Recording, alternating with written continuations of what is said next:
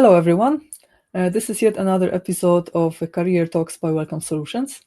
And in these weekly meetings, we chat with PhDs and other professionals with academic education who develop interesting careers and can share their stories and life hacks learned along the way with us. And today I have great pleasure to introduce Dr. Jennifer Polk. She is an entrepreneur, career coach, and expert on PhD careers. She earned Bachelor of Arts and Master of Arts titles from Carleton University, and in 2012, she earned her PhD in history from the University of Toronto. In 2013, she launched From PhD to Life, a career coaching and speaking business. Since then, she's worked one-on-one and in groups with graduate students and doctoral degree holders based in Canada, the United States, the UK, Australia, and elsewhere. Jen has spoken on university campuses and at academic and professional conferences throughout North America on issues related to graduate education and career outcomes for PhDs. Her university affairs blog, From PhD to Life, won 3 gold awards at the Canadian Online Publishing Awards. She's also contributed essays to 2 books. She created and hosted Self-Employed PhD, an online network of freelancers, independent consultants, entrepreneurs, and small business owners. For 3 years, Jen hosted With a PhD Chat, a twice-monthly Twitter discussion. She also co-founded Beyond the Professorate between 2014 and 2020, and in that capacity produced online conferences attended by hundreds of graduate students, PhDs, and career education professionals. Jen is also actively engaged in online conversations about careers for PhDs, especially on Twitter. Great to have you, Jen. This is very, very impressive what you have been doing for PhDs in recent years. It's been 7 years already, so that was a very long journey. Thank you so much for being with us, for accepting our invitation. And now I would like to give the floor to you so that you could tell us your story from your own perspective. Thank you so much, Jen. Yeah, thank you so much, Natalia. And thanks everyone for joining us live or for watching later. So that was my kind of official bio, as it were. So I think the takeaway here is that I got a PhD in history, and I like to point it out. It's that big blue thing back there. And now I'm self-employed these days, and I have my own solo business, and it's just me. And I work with individuals and institutions, and I help folks figure out what they're going to do next. And I've got a lively sub-niche on self-employed PhDs that is really exciting. And I've worked from home for years, so although the pandemic sucks for everybody, in some ways I'm used to this. I've had this background for a long time. It's not a pandemic reality I had to make come true. And I'm based in Toronto, and my cat Izzy is not in my line of sight, but she does like to sometimes show up when I'm on video calls. So you might see Izzy later on. We'll see. Great. Okay, and could you tell us a little bit about your experience and your own transition beyond academia? So a little bit about your PhD, how it was, like why did you choose that specific scope for your thesis, and also maybe how did the reality look like after a PhD for you? Because honestly, I myself come from STEM sciences, and I feel that since we have such a different background, probably we also had different experiences after PhD. So I'm very curious how it went for you, and what did you feel after you graduated, and how do you see the scope of career opportunities for PhDs in humanities? And I would like to hear more about all these feelings and thoughts that you thought and felt once you were actually finishing your PhD, and why you took that decision to start career in this direction. And also, one question I also have that is related to the previous question is, do you feel that PhDs in humanities have harder or easier job to find their first careers outside academia than STEM PhDs? Okay. Yes. Thank you. So interrupt me anytime, because there was a lot in there that I could potentially talk about and I'm going to forget. So So quickly, more on my story. I went straight through, as we say, high school, BA, MA. In Canada, you almost always have to do an MA. I like to say that it's not that I was like, didn't do a PhD right away. That's the standard. Do a master's degree. I did a 2-year master's with a thesis component. It's that red book back there. This guy. And then afterwards, I did a PhD. And so I went, no breaks. So I say that because although everyone's experience is different, I wasn't thinking very deeply about what would come afterwards. I was 24 when I started my PhD, and I know a lot of 24-year-olds are like, grown-ups, but I was less. I was young in life and in the world. And so I just wasn't thinking about careers so much. By the end of my PhD, and it took longer than some folks in STEM might imagine. History and English PhDs can take a very long time. By the end, a lot had changed, and my thought was that the only thing that I was good for was to work as a professor, but that I wasn't ever going to be able to do that, and I wasn't sure that I even really wanted to do that. So I'm furrowing my brow. That was very crappy, right? To sort of say that it was crappy, and I didn't have a positive vision to replace the I don't know. Like this is supposed to be the place for me, but there actually is no place for me. I don't know what there is. So that feeling was very difficult. I was extremely fortunate in that I had some savings. And I admit that because everyone's story is different. And what it meant for me was that I didn't feel that I had to get a job immediately. Mm-hmm. And what that allowed me to do was take my time a little bit. I mean, I was very stressed, like a lot of people are, and I felt sort of like a loser, and I didn't know, all of the thoughts that are very common. But it did allow me to kind of take my time to figure out things a little bit. Okay.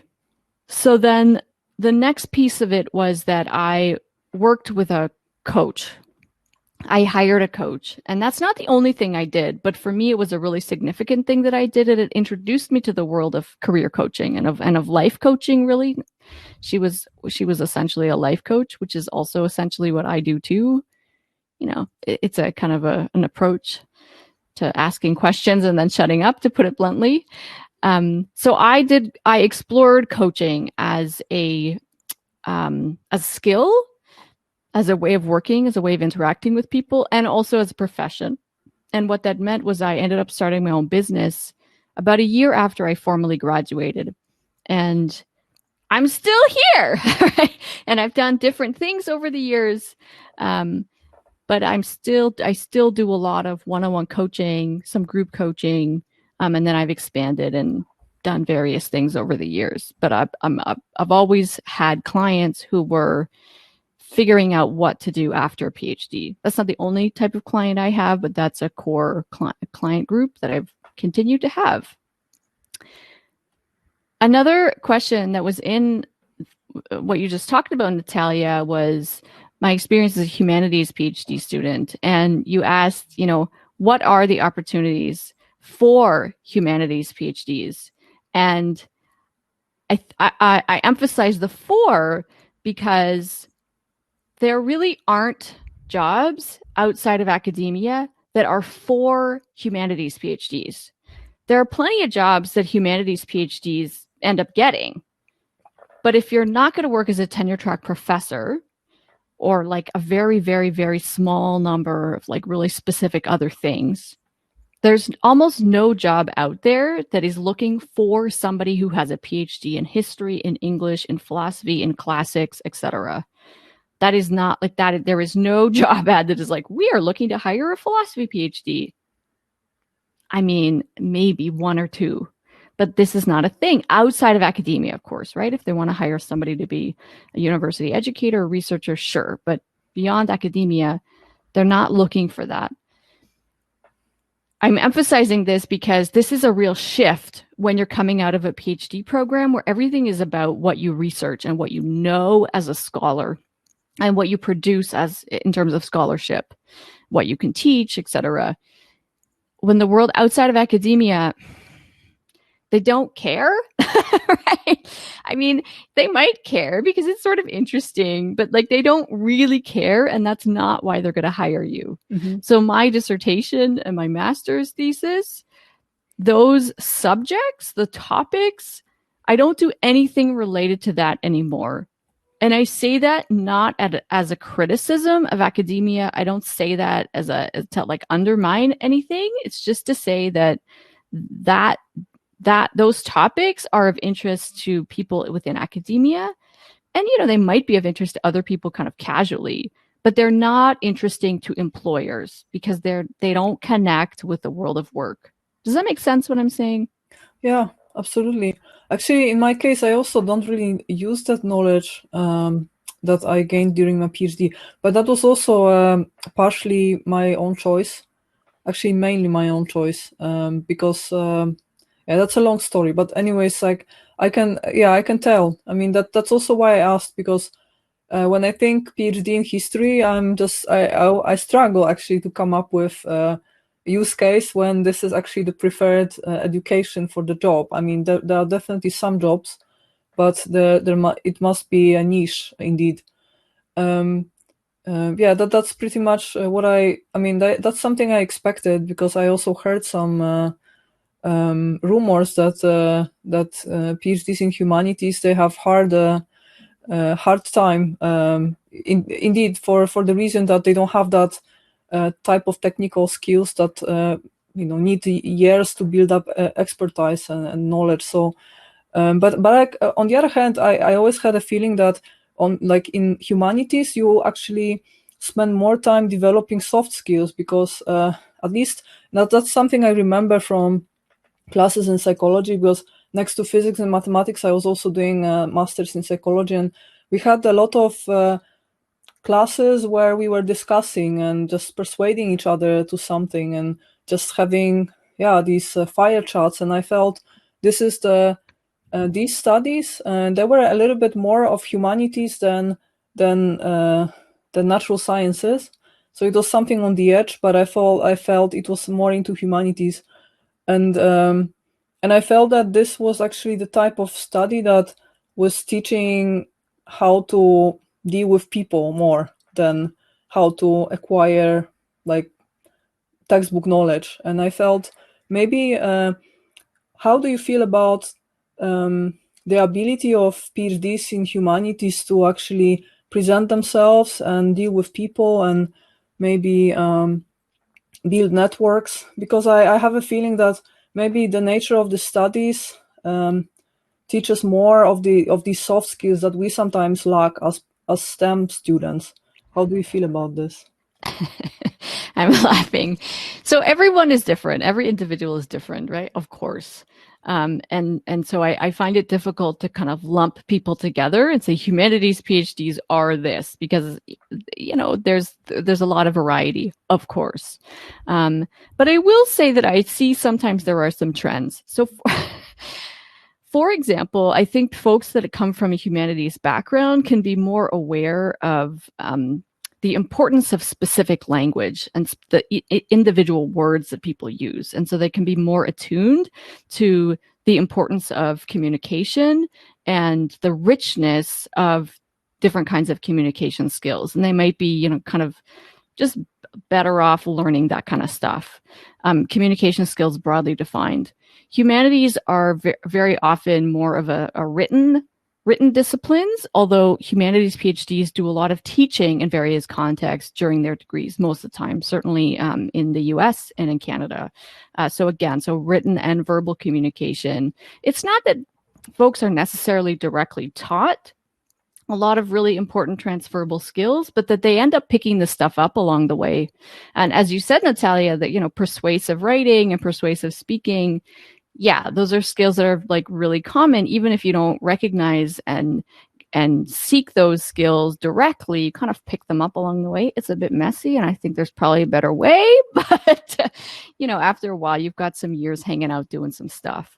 The other thing I would say is that a lot of jobs are really broadly similar. And so over the years, folks can specialize, but what employers are looking for, unless they're looking for somebody to do something really, really technical, and even if they are looking for somebody to do something really technical, they are looking for employees with, strong communication skills of various kinds, for employees to show up and, be professional and kind of be able to fit within the culture of a workplace. And so those communication skills are really, really, really important. And humanities PhDs, like all PhDs, can have that stuff. The challenge comes from effecting what I think of as a career change. And a career change is a challenging thing. And there's a particular challenge from changing careers coming out of what is, in a lot of cases, a really different kind of work environment. There's a lot of variety. It depends. But the academic world can be quite far removed from the realities of different types of work in lots of different ways. And so the needing for folks to kind of reimagine themselves as professionals and what they do and what they can offer, and understand what employers are looking for and what has value and how to talk about themselves and their skills and their knowledge, etc., that takes a lot of doing. And then potentially they might need to build up new skills. Potentially.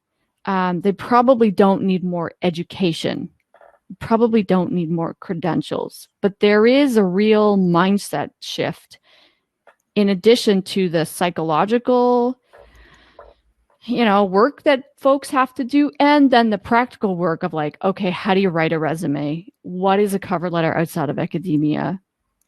Right? These are just different norms, and it kind of takes a while for folks to wrap their minds around this stuff. So there's a lot of different kinds of challenges that I think all PhDs experience. And yeah, some of them are a little more prevalent among humanities versus others. But I do think that even though there are differences, in general, we all have a lot in common. Yeah, definitely. Thank you for this answer, Jen. And guys, if you have questions, please ask in the chat. We'll just take your questions anytime. So I don't see any questions coming up yet, but we'll actually definitely, we are actually looking forward to the questions.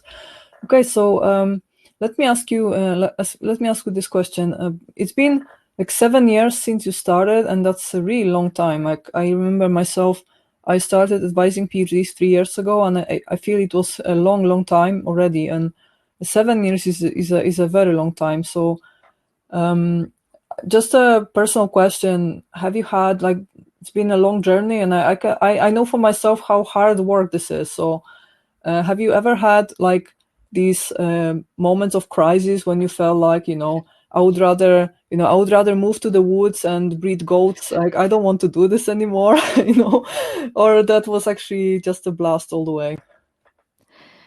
I never had that specific thought, but I will admit that I have my moments. In general, the moments don't last long enough for me to act on them, but it is challenging work. And it's not that working with clients is challenging, although of course, when every time you have a new client, I have a new client, it's a risk. You never know how it's going to go, right? So it's like, you just got to embrace that challenge with every new person, with every interaction on social media, right? So that always keeps me on every group that I give a workshop for. It always keeps me on my toes. But I think I'm not sure that this is quite accurate, but I'm a bit obsessive. I like to get into stuff. So the fact that my, PhD dissertation is many hundreds of pages, it tells you something, I think, about my personality, that I like to get into things and kind of be really knowledgeable and kind of know everything and everybody. And so I think it's really fun that I've been in this world for a while, and there's still so much to learn always. And it's been really interesting over the years as things have shifted a little bit, and maybe I'm not sure how much they have shifted, but it's been interesting. The specific way that I have done this work has changed over the years. And nowadays the work that I'm doing now is closer to what I started off doing, but things have been different over the years. And who knows what'll happen next? I think at my core, I really enjoy interacting with people, although I'm an introvert. Those are not mutually exclusive.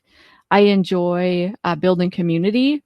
That, in my case, has meant over social media, in online networks, but within workshops even. There's different ways of doing that. I'm interested in helping people to help others. It's kind of a broad way of saying that, but I'm interested in what makes people do what they do. And I'm also very interested in people's stories and how they talk about those stories. So I say all of these things to make the point that I can do different things, but I don't know. We'll see.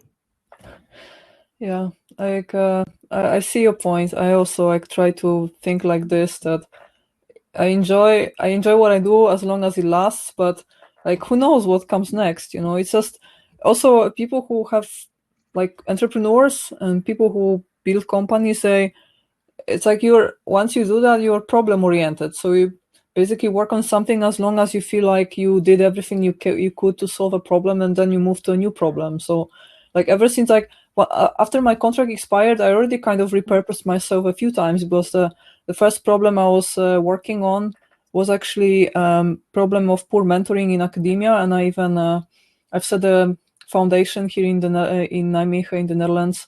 That was the main purpose was to actually help PhDs get better mentoring. It's just that in the process, I realized that more people were asking me for help with finding jobs than for help with finding mentors. So in the process, I realized that there's another problem that's even more important. So I already kind of changed the mission at least once, and I can totally see that it might happen again and again. So, but it's exciting. You just don't know what happens next, and I think it's a good mindset to actually be prepared for that.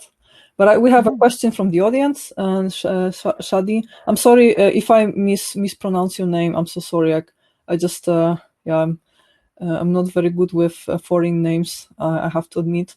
So the question is, talking about social communication skills, how a PhD graduate could benefit of this skill, not only by reflecting that in the resume, but also job application process. One possible solution could be networking, but could we kindly ask your opinion on this matter? How to magnify in your applications? So the key thing to remember about submitting your application, and I speak mostly from knowledge of the US-Canada situation, and also the understanding that within USA, Canada, there's a lot of variety. There are a lot of different kinds of norms depending on the specific sector, field, etc. that you're applying to. But in general, it's really important to remember that your application is a response to a particular job ad within a particular context.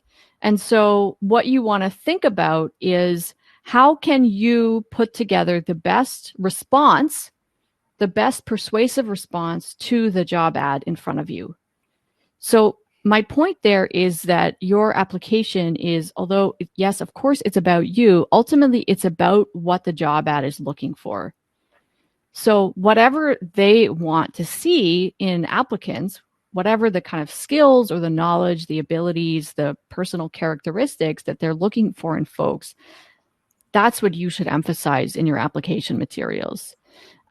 So it just depends. It super depends what exactly you're going to be doing in your application materials. And this is why folks like me talk about the importance of tailoring your materials.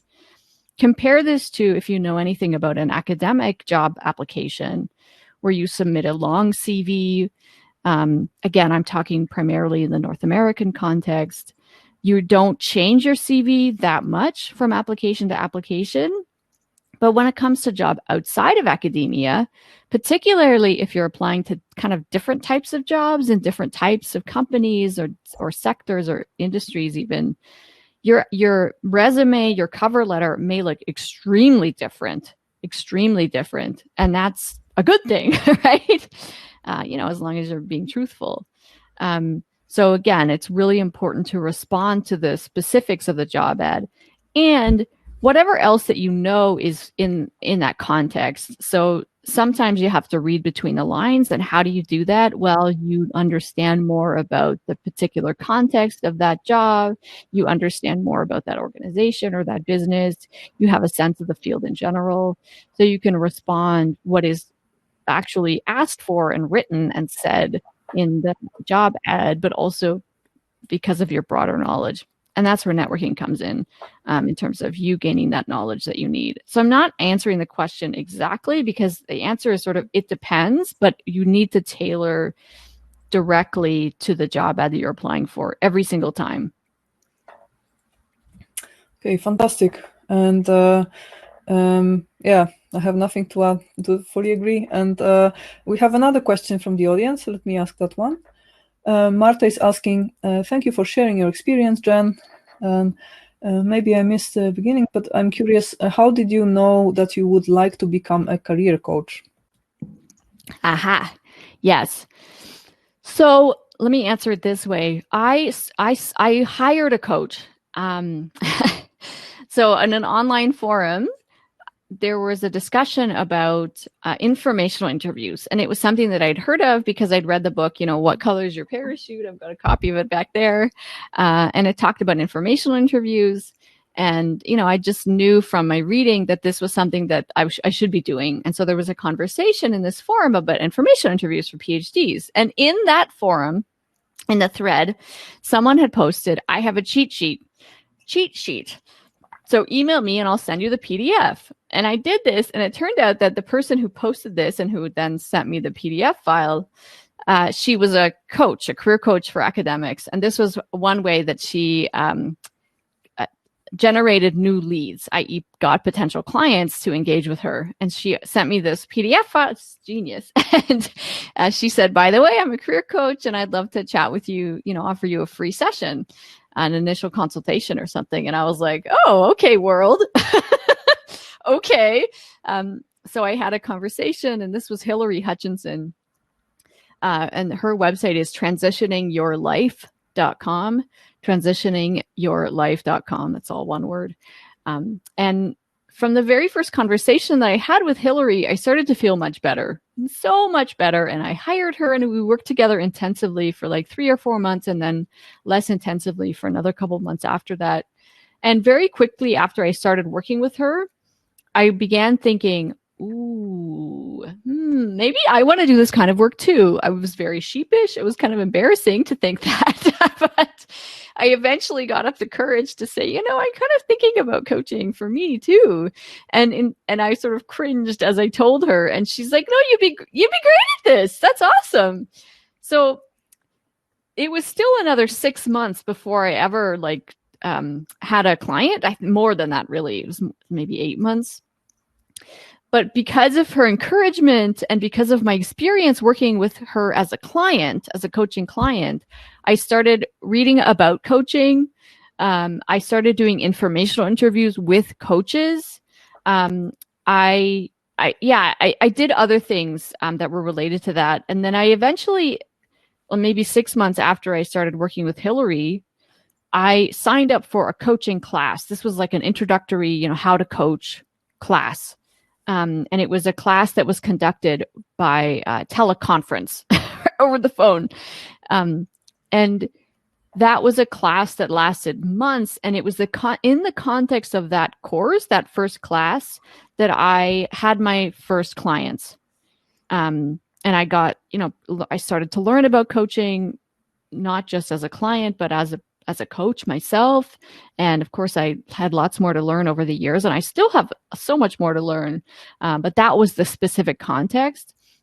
When I signed up for that class, I was not thinking, oh, I'm going to work as a coach and that's going to be my career. I mean, maybe, but mostly I was thinking, whatever I do, I know that these skills are going to be really powerful in my life and in my career because I have experience working with a coach and it was life changing for me. True. I mean, I say that with a straight face. And so I really valued those skills and I wanted to learn them for myself. And it was, coaching is extremely different from how I had ever interacted with anyone in any academic or other context. It really took me like a while to wrap my head around coaching because it's not the same as telling people what to do. It is not telling people what to do. And that is academics is what we know and we're good at. So anyways, I'm going off on a tangent here. But yeah, it was working with my coach that inspired me to think about this.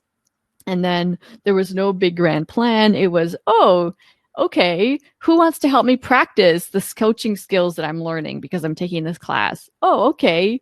Thank you for helping me practice. Do you want to have a second session? Yeah, okay. I'm going to pay. You're going to charge. I'm going to charge you money now. And so that was what happened 7 years ago. In the summer of 2013, as I started to have my very first clients, and everybody knew that I was, in training. Yeah.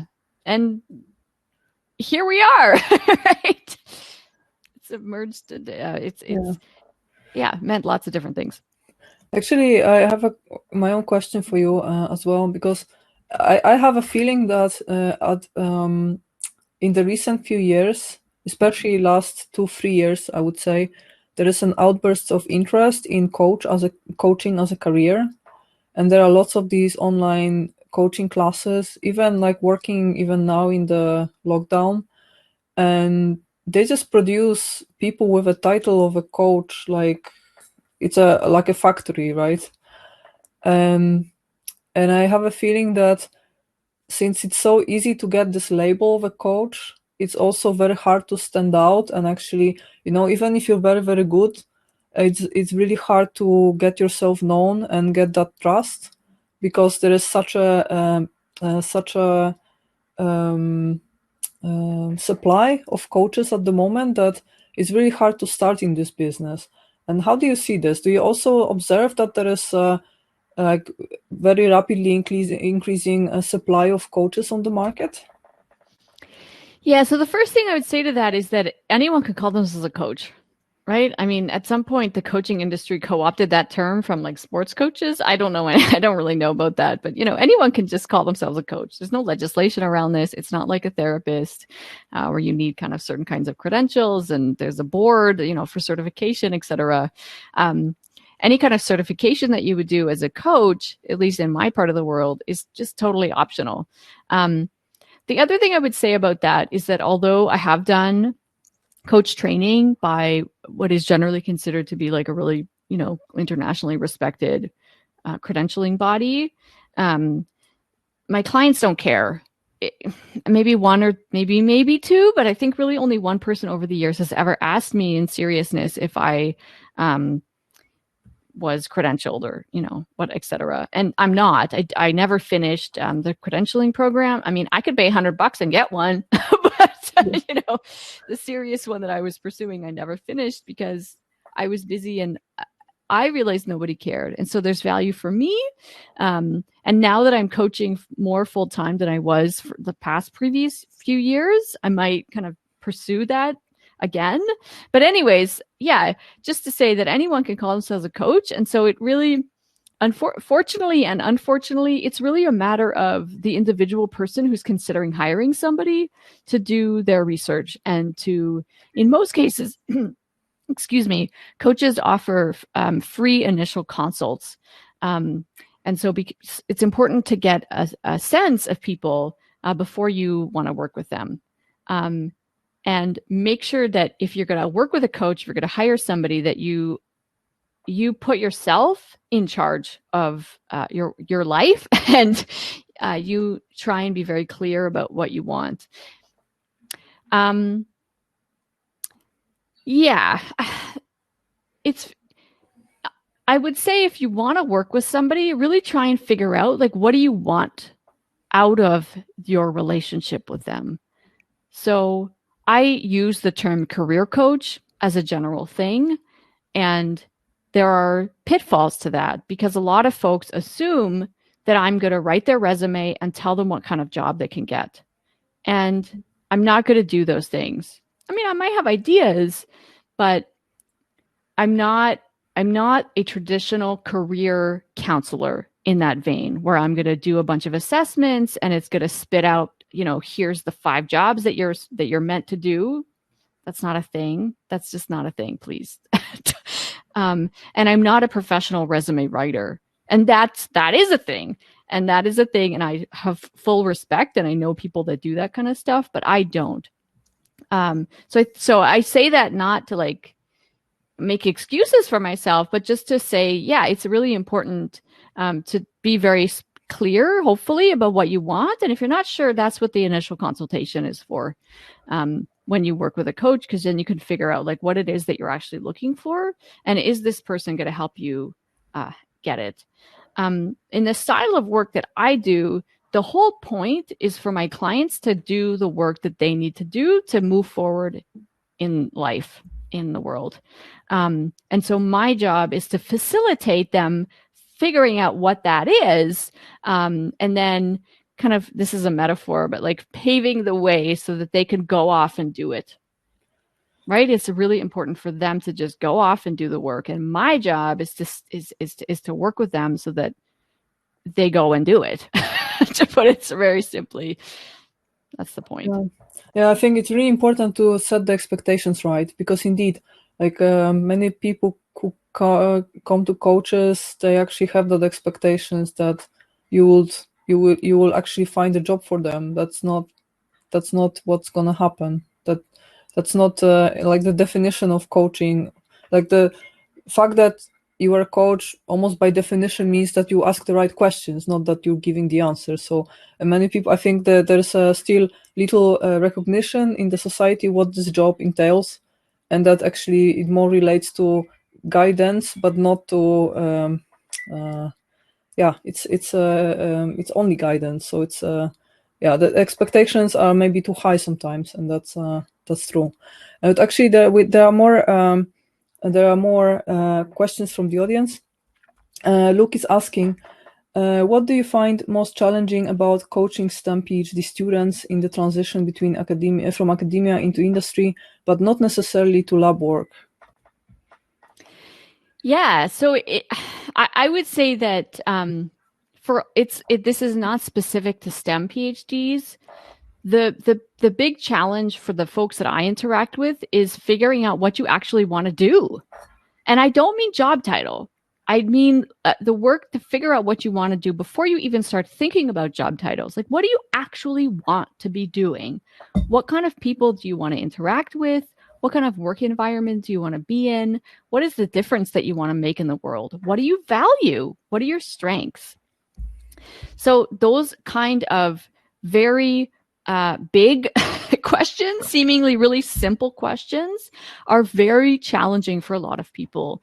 And when I ask those questions, and I see this on Twitter all the time, people are like, well, I want to be a professor. And I'm like, okay, but that's not actually what I'm getting at. What I want to know is, what do you actually want to do?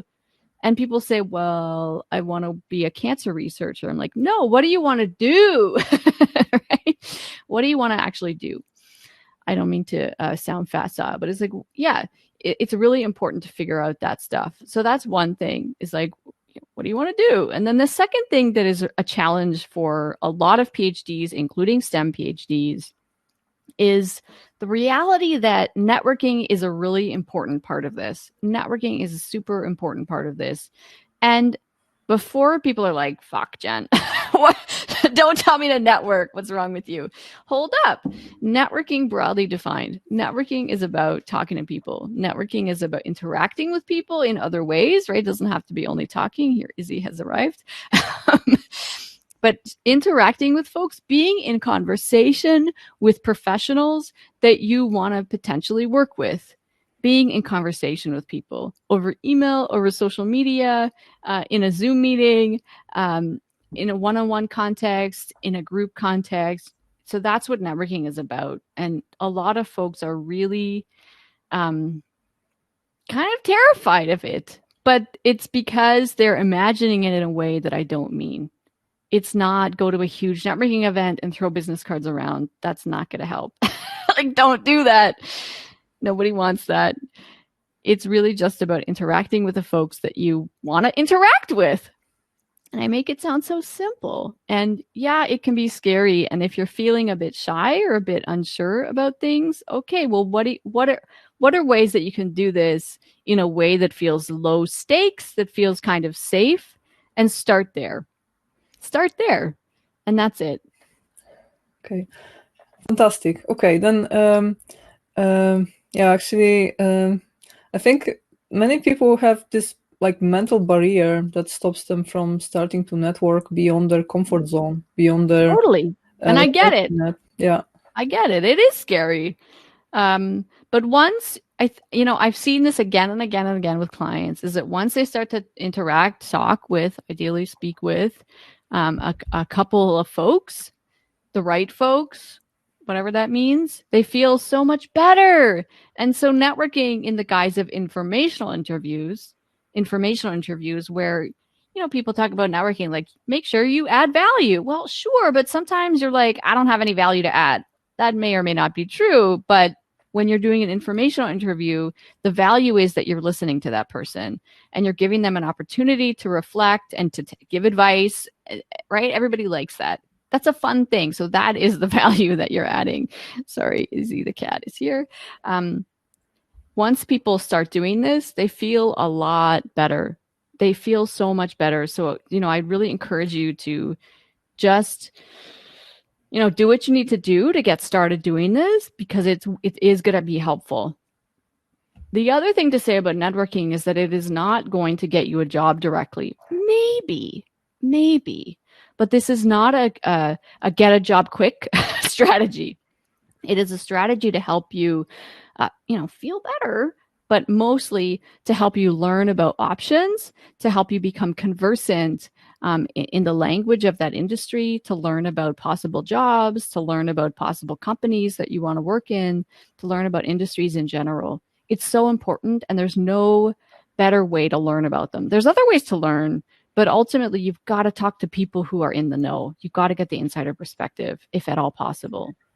Yeah, actually, one thing I might add to this is that I think networking is like long-term investing, because you never know who will come, who will meet next, and actually what will happen next. And also the same people might come back to your life in a very like long, distant future. And sometimes, like for myself, I can see that some people whom I used to study with, and we last talked maybe 10 years ago, now come back to my life and become collaborators, or become useful in some way to what I'm doing. And I would never think about them in that categories 10 or 15 years ago. And you never really know who you will meet next, and when your contacts will become useful. And actually increasing your personal network is a bit like building it builds up like a compound interest, because these people also go out there, meet more people, and they remember about you. And the amount of opportunities you get once you build your network, it actually exponentially grows. And so you might not see the results very soon, but maybe in a few years, or maybe sometimes in 20 years. But once you build up and some recognition and in what you do and who you are, and people have good feeling about you, and then then the people come and go, but you never really know who will come back to your life and at what point in time.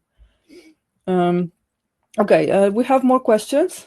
So Shadi is asking, I have got a feeling that applications are not sufficiently considering these important personality traits and skills, talking about communication skills specifically.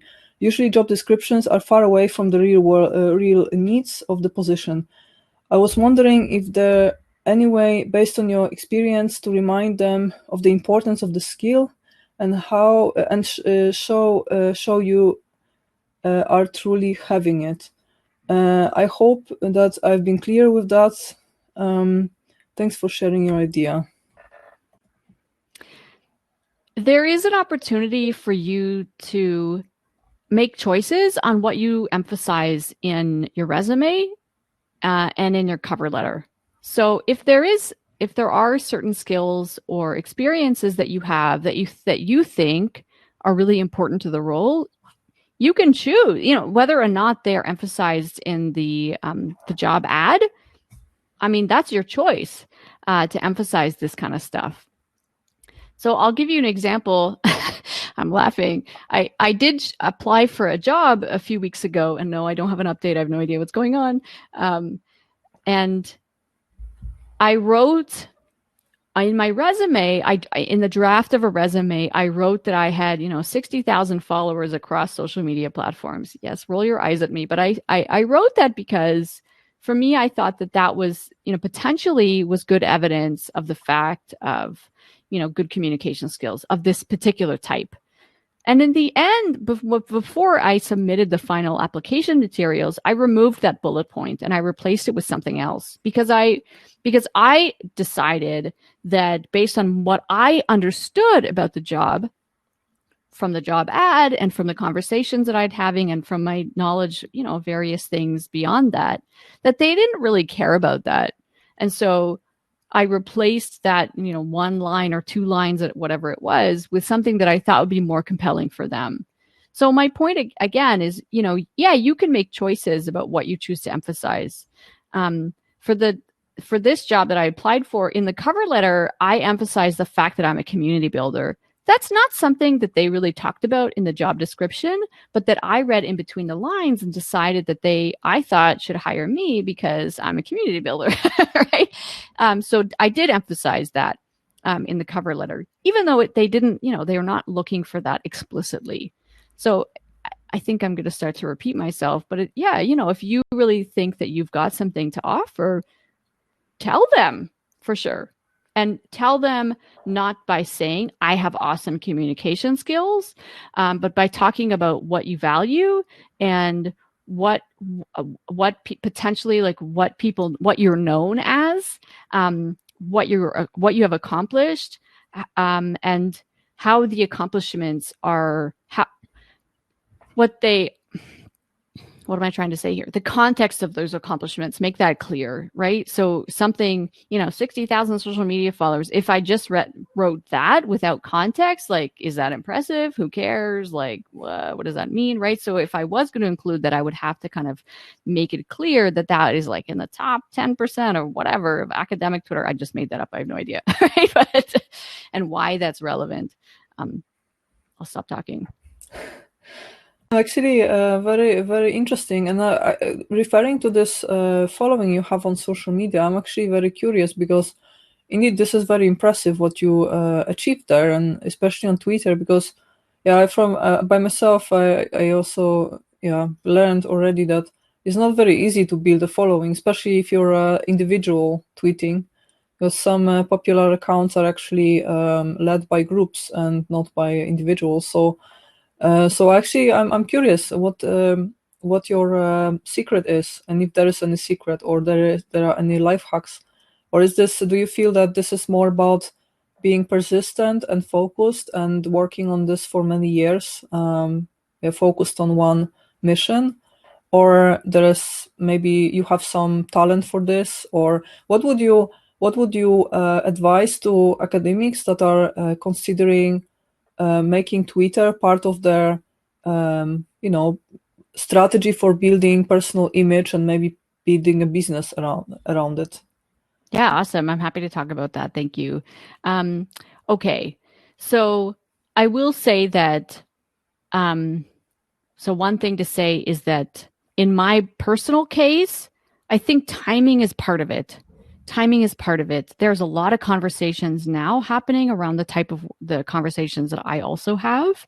But back when I was getting onto Twitter in this capacity, there were fewer.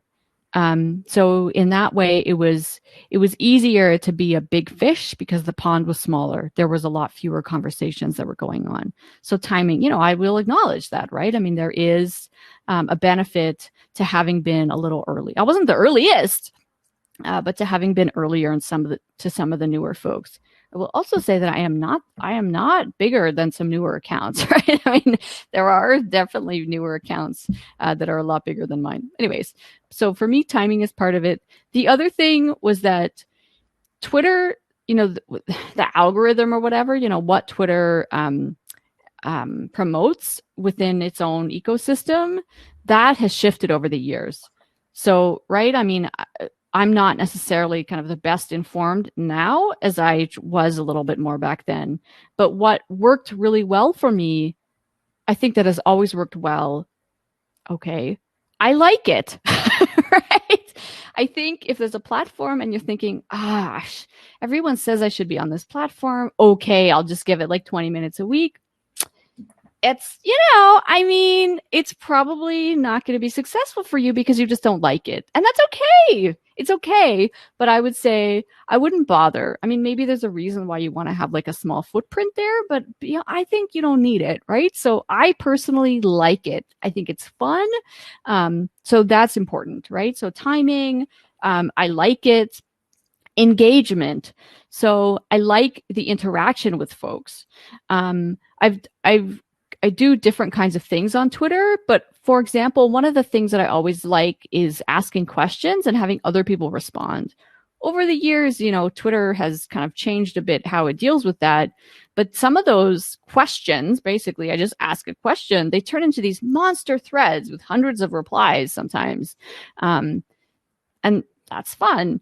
This is less important these days in terms of how Twitter privileges certain types of content. But back then, it was really important to share other people's content. And this was across social media.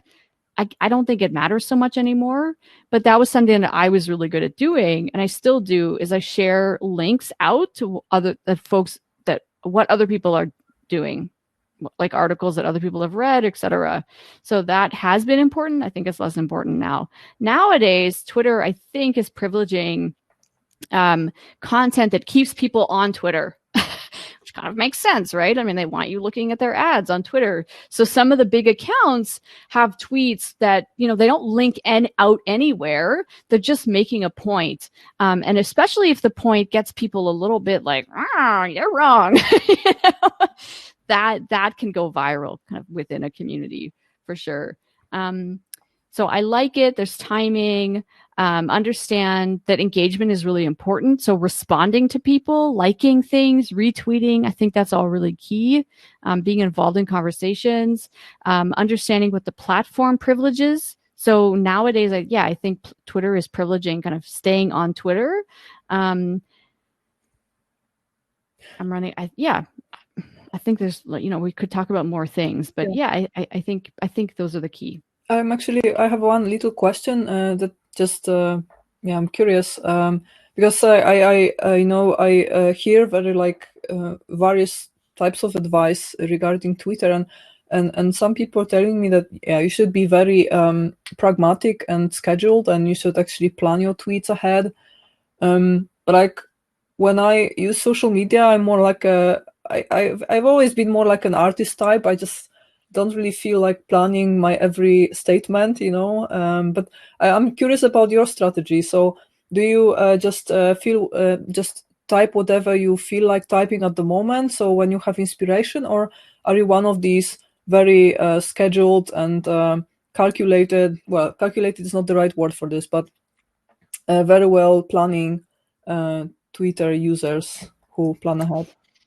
Yeah, so I am just me these days. I have no employees and no contractors, which I've had in the past in different capacities.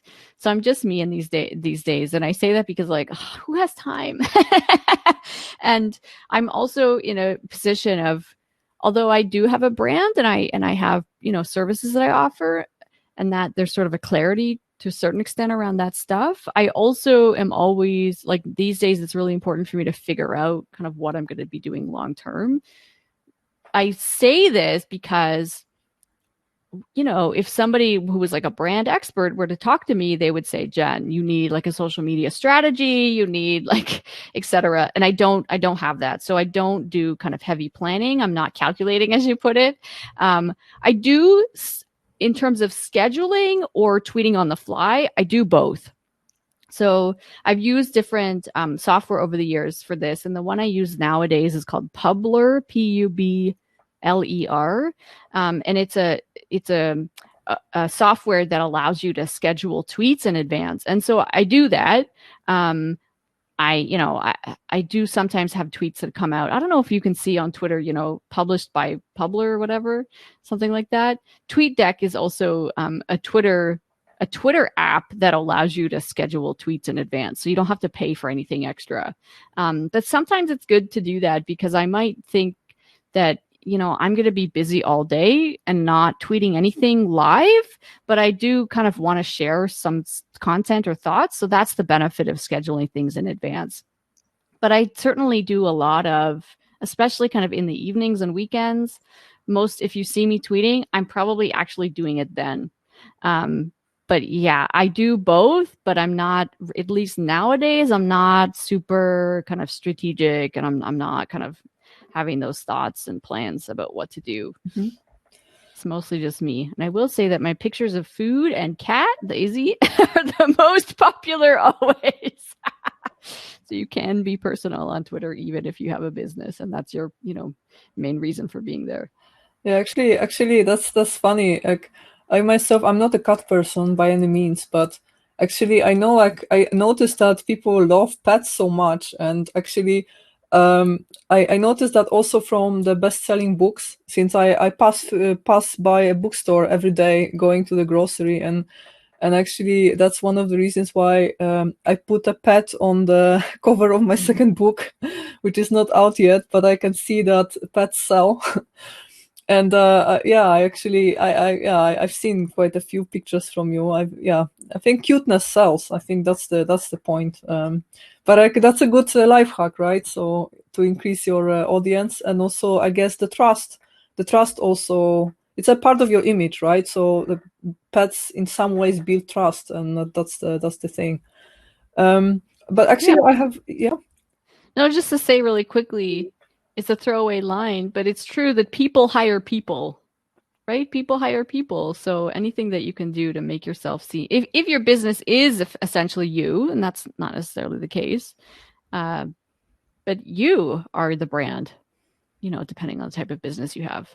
So, it doesn't have to be pictures of other things in your life, other creatures, but any kind of personal pictures are always really popular as well. I just, I don't take a lot of pictures of things that aren't Izzy. So that's why. Sadia is saying, I'm fairly new to the Twitter sphere, but I definitely see the value of engaging as a higher ed professional, exploring other opportunities. Yeah, totally. I see that too. I'm just not as good at this as Jen. But thank you so much, Jen, for your life hacks. Very, very valuable. And actually, I have another question. Just came to my mind just a few seconds ago. Since actually, I don't do that much of coaching these days, but I do courses, and actually, like, coaching sessions, like individual sessions, are part of it. So actually, I have this question for you, as I see this problem that it's very easy to become friends with your client, right? Because once you work one-on-one and you talk about really important life, advice, and important matters such as looking for jobs, changing careers, then at some point it's easy to shift to talking about life in general, and actually that brings people close. And actually, I always feel like sometimes it's hard to put this boundary in the right place.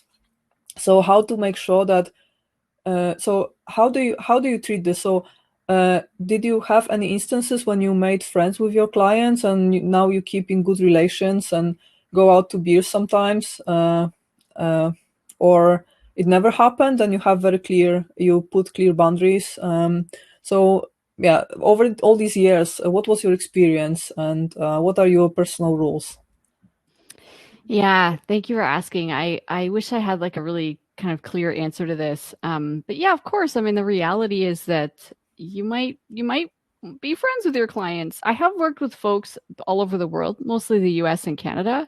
And so some of my clients are based, where I live in Toronto, but mostly they're not here.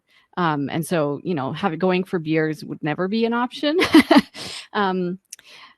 But I think it is certainly possible to have different kinds of engagements with people over the years. So one person I'm thinking of is a friend of mine, and I'm just thinking, have I been to her home over the years? I don't think so, but she's been to my apartment, right, when visiting the city, and I would totally go and visit her too, not during the pandemic. And we've worked together in various capacities, including me as a coach and she as a client.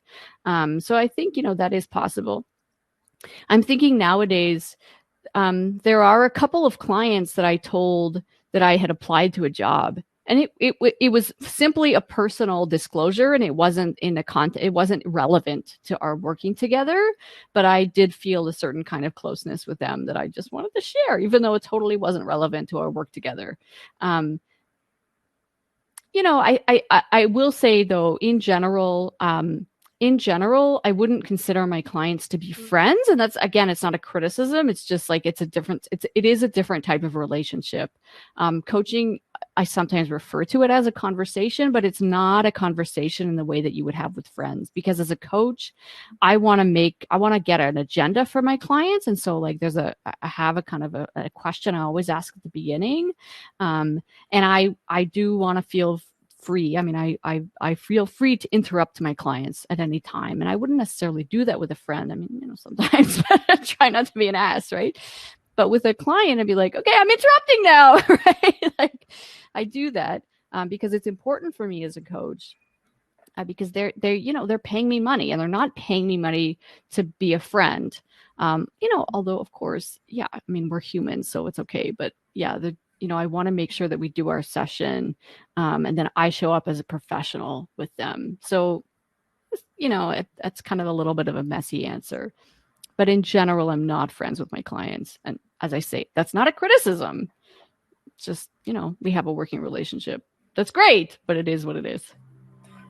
Yeah. I mean, I'm still figuring this out. I think if you really, I never really had problem with making friends. So I think this is, if you're this type of person that just breaks ice very easily, then like it's sometimes hard not to make friends. But I totally agree that during the process, once you are in the process of coaching, before you end and get the bill, and basically you're in it, then totally not an option to be friends. But like sometimes it happens to me that I keep on chatting after the process ends, and that sometimes result in something friendship like. But I always try to keep very professional during the process. But I see your points. It's hard sometimes. Yeah, and it's super interesting. One of the things that I was really struck by years ago was that I had a client, and I think we had a really positive, good working relationship. And then I did end up meeting her in person, and we didn't really have anything to talk about. And it was, again, it's not a criticism, but it was just kind of an interesting moment of like, oh, huh, right, okay. So like, she was great, but we're different types of people, and we had different interests. And so outside of the coaching relationship, we weren't really going to be friends, personally. Cool. How interesting. It was something that surprised me, but I always remember it because, yeah, I have a certain personality when I'm not Coach Jen. Right. Actually, it's also, sometimes, it's a very weird type of situation, because once you work with someone, people basically mostly focus on that person, and that actually,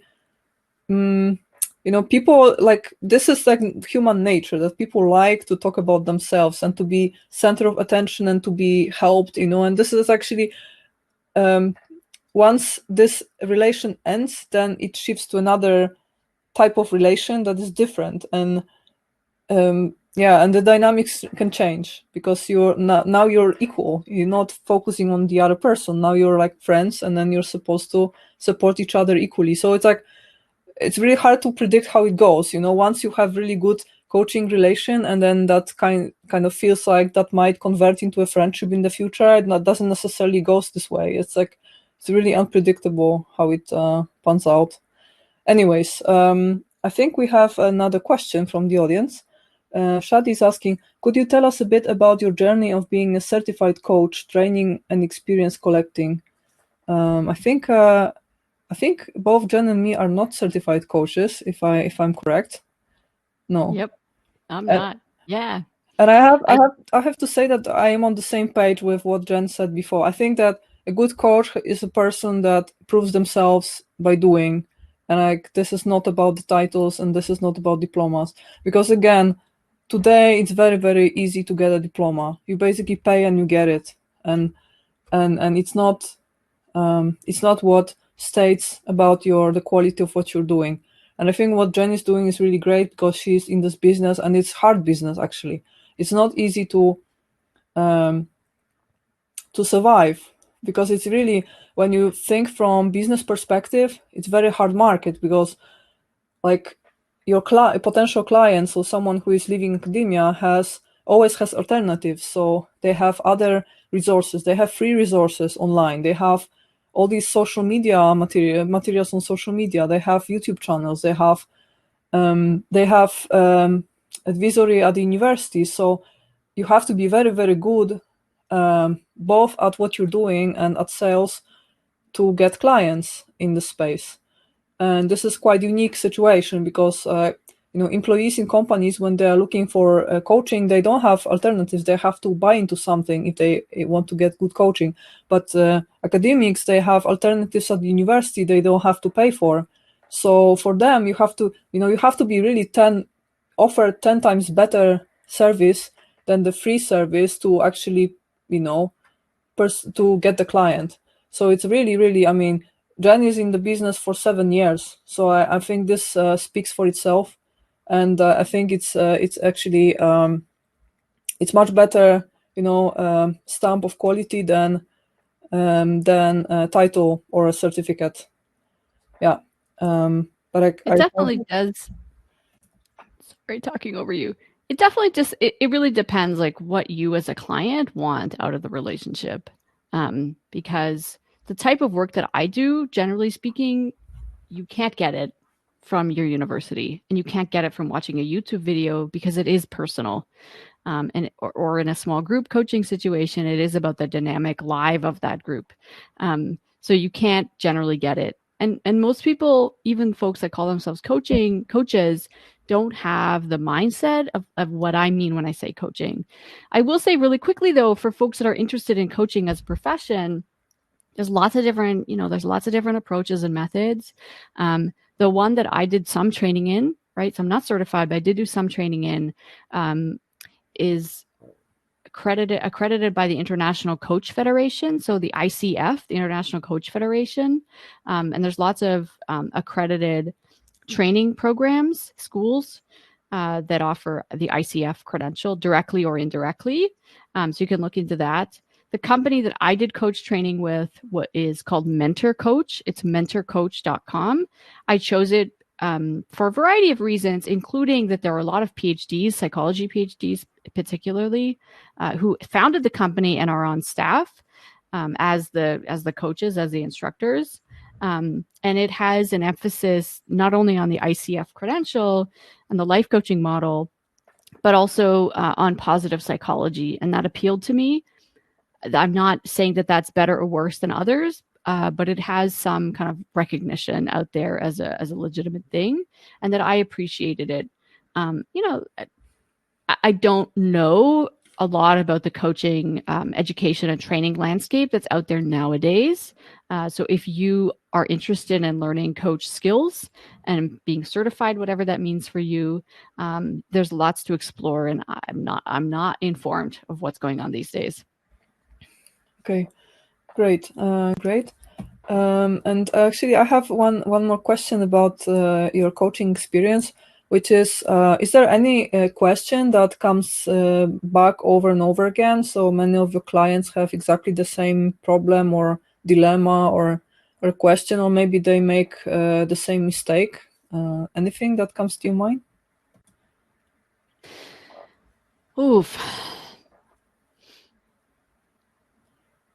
So I tend to work with folks that are trying to do a big thing, effect a major shift in their life, in their career, and they have to do it largely by themselves, because they're changing jobs and, they're the only one that can do it, right? Or because they're running a small business or starting a business, right? It's on them to do it. Or they have tenure and they, want to advance to full, and there's some kind of structure around that at university, but they're independent researchers, right? They largely have to do it on their own. And so or they're finishing a dissertation, right? And again, you might have a supervisor, but you're largely doing something on your own. And that's really challenging. And so the value of hiring a coach could be that you have someone on your team, someone who is on your team who is not otherwise involved in your life or in your work. So I'm not your advisor, I'm not your chair, etc. I'm not the IRS. I mean, whatever it is, right? But I'm on. Sorry, I have something getting my way. So that's really important, to have somebody to chat with who's not involved. I always say to clients that I don't care what you end up doing. I mean, I'm a human, and sometimes I can admit that, I might personally have feelings about things, but generally speaking, if I'm showing up as my best coach self, I don't care what the specifics are. What I do care about is living in a world where people are living according to their values and their desires, and making positive change in the world in the way that is meaningful for them. And so that's what I care about. How people answer those questions, how people determine what impact means for them, what's engaging for them, what's meaningful for them. Like, I don't know. That's going to depend on you. But that's what I care about. And so that outside perspective, that like me as a facilitator of folks doing explorations and of taking risks, and of trying things and doing things, that's really valuable for a lot of people, particularly when they're trying to effect significant change, personally, professionally, whatever. That's the value of having a coach. It's kind of this bigger, broader thing than just, I need someone to tell me what to do. And, I will say sometimes I do put on my more consulting hat, and I say, okay, like, let me step in here, if it's okay with you, and tell you a couple of things. That's not coaching. That's not like pure coaching, but, depends on the client and on the session. Sometimes there's room for this.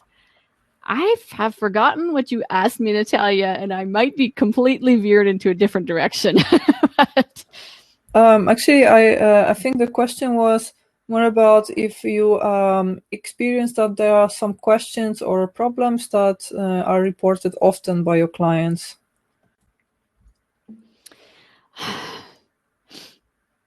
I mean, really, the problem that folks have is they don't know what they want to do. Yeah. And they don't know how to do it, and they don't know where to start. And that's what they tell me. And my work, is to help them figure out, like, well, okay, actually, you do know, right? You do, in fact, know enough to take the next step. So what do you know, right? Like, let's figure that out. What do you actually know? And what is your next step?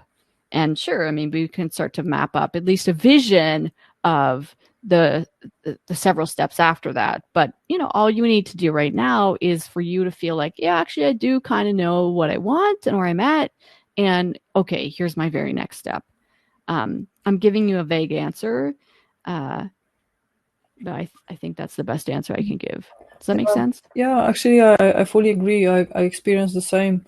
That, yeah, most people, actually, 80% of the effort you have to take to transition to industry is basically to figure out where to, like, which door to knock at.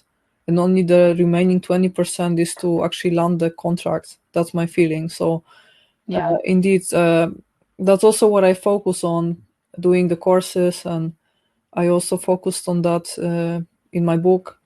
How to discover that. And actually, this is quite surprising that researchers, because after all, we are all like researchers. We are taught in a systematic way to have this systematic approach to problems, and research things, but no one told us how to research ourselves. And sometimes you ask people very, very simple things like, what do you actually like doing? What types of stress are you resilient to? And are you actually motivated by public talks, or are you stressed? Or are you motivated by leading other people, or are you stressed? And even to those like very simple questions, like they're like, oh, I never thought about this. And I'm like, you're 30 years old, like how come you never thought about this? And it's sometimes you really have to dig into like to go through this whole journey with the person and really ask very, very simple questions and help them find the right answers. And yeah, I can see the same problem, that we don't research ourselves enough. That's the thing. Okay, great. And so I don't see any more questions from the audience. I still have a question that I would like to ask you, which is more about how you feel as a self-employed person, since you also do coaching for self-employed PhDs. So I would like to ask you about your experience, and what do you think is the best part of this job, and what do you like the most, and what type of people you would recommend this type of working scheme to? So how to recognize that you are born to be self-employed? Oh, interesting question. So there are lots of different types of working, and I think if I could weasel out of answer your question directly, is that whatever type of person you are, this could be right for you, because what this ends up looking like will depend on the type of person you are. So I refer to myself as a self-employed person. Occasionally I might call myself an entrepreneur. Maybe I do that on LinkedIn, but I do think there is a meaningful difference between, my job these days as somebody who is self-employed. I do everything myself, with clients and with software, right? And somebody who is starting a startup where they're commercializing their research and they're going after VC funding, venture capitalist funding, et cetera, et cetera. And they're going to disrupt an industry. I mean, I do make a distinction between those. So there's lots of different types of self-employment. I will also say that, the word self in self-employment does not mean that I am by myself all the time. I am responsible for paying my income, should I have any. But of course, I'm working with clients all the time, and I like collaborating with folks a lot. And so there's no conflict there. I think depends. Yeah, I mean, whatever type of person you are, I think this can be right for you. Sometimes people say, oh, I could never be self-employed because I need security. Well, sure. I mean, there's a time and a place in life. And maybe for a lot of people listening, what they really would like is a full-time paycheck with benefits, permanent contract. I mean, sure, great. But is that available to you? And are you happy about the trade-offs of that? And the other thing I would say is that you can, if that's not available to you, or you decide against that for whatever reason at whatever point, is there is a way of seeing self-employment as more stable and more secure long term. Because when you get fired from a job or let go, right? Not fired, but let go, that's it. 100% of your income is gone. And depending on, the industry you're in, et cetera, it may or may not be more challenging or easy for you to get another employer. When you're self-employed, a lot of people like me have multiple streams of income and lots of different clients. It really depends on the type of work you do. So when something dries up, there's other income streams. There's other sources of revenue for you. And so that's a security in and of itself. Yeah, it really depends. And I don't like answering you need to, be A, B, and C, and D in order to know if you're going to be self-employed, because the reality is that it's a mess. And if you don't like doing something, well, you can hire somebody to do it for you. There is software for that. And so there's just a huge wide world out there that there is no one personality type that this is for. I did not grow up in a family of entrepreneurs. My mother worked for a government department for like 40 plus years. My father was a grade 7 teacher in one school, in, probably one classroom for like 25, 30 years. I am not from kind of an entrepreneurial background. So, and yet, surprise, I'm self-employed. I do think that PhDs, maybe more so in the humanities, but I think the STEM folks too are used to doing everything on their own. Now, that is a bad thing when it comes to self-employment, because, although it's a good thing. Anyways, I'm not starting to not make sense anymore, but I refuse to answer your question. All right. That's also an answer. Okay, great. So maybe if I may ask you a last question. So what would you advise to PhDs who are still searching for their first jobs outside academia? And it can be anything, something, some first thought that comes to your mind. So my advice, if you're looking for your first job after your PhD, is take stock of where you're at with the process, and ask yourself, what are you not doing that you need to do? Ask yourself, what am I not doing that I really need to be doing? And maybe the answer is, I need to network. And if that's the answer, do it. Right? Do it. A lot of folks apply to jobs and they spend the vast majority of their time doing that. It depends on your situation if that's the right thing. But generally speaking, applying to jobs and doing very little networking is not a great strategy. It's not a great strategy.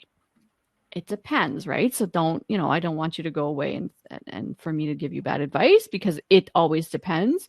But probably you should be talking to more people than you are doing now. Okay, fantastic. Hard to disagree, actually. Very good advice. Fantastic. So if there are no more questions from the audience, then I would like to wrap up.